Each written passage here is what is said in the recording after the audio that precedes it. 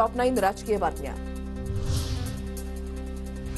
भुजबळ भाजपच्या वाटेवर, सामाजिक कार्यकर्ते अंजली दमानी यांचं ट्विट। भाजप भुजबळांना मोठा ओबीसी नेता बनवणार का? दमानी यांचा ट्विटमधून सवाल।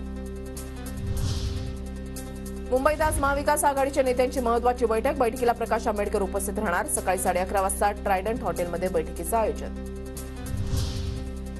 विदर्भातल्या महाविकास आघाडीचे जागावाटप अंतिम टप्प्यात। काँग्रेसला 6, ठाकरे गटाला 2, राष्ट्रवादीला 1 आणि वंचितला 1 जागेचा फॉर्म्युला अंतिम टप्प्यात। आजच्या बैठकीमध्ये फॉर्म्युल्यावर शिक्कामोर्तब होण्याची शक्यता।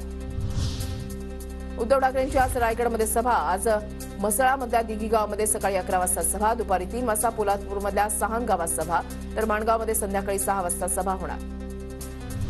आमदार संजय गायकवाडांची शिवीगाळ करणारी ऑडिओ क्लिप व्हायरल। कल्याणचे कार्यकर्ते दुर्गेश बागुलसोबत फोनवर बोलताना गायकवाडांची भुजबळांना शिवीगाळ। लोकप्रतिनिधींनी बोलताना भाषेवर लगाम ठेवावा, भुजबळांवर बोलण्याआधी लायकी पाहावी। मंत्री अनिल पाटलांची संजय गायकवाडांवर जोरदार टीका। वर कुठेतरी लगाम ठेवला पाहिजे, बोलताना सांभाळलं पाहिजे। आणि त्यातले त्यात भुजबळ साहेबांसारखे सिनियर नेते जर का असतील, त्यांच्याविषयी वक्तव्य करायचं असेल तर तेवढी उंचीच्या लायकीचे आपण आहोत का हे तपासलं पाहिजे।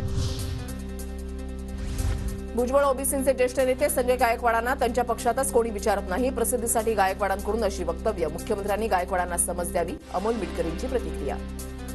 मुख्यमंत्र्यांकडे नक्कीच आम्ही याबाबत बोलणार आहोत की अशा पद्धतीने एका वरिष्ठ नेत्यांच्या बाबतीत खालच्या पातळीवर आणि त्यानंतर कार्यकर्त्यांनी केलेल्या फोनवर अत्यंत अश्लाघ्य पद्धतीवर बोलणं ही महाराष्ट्राची संस्कृती नाही।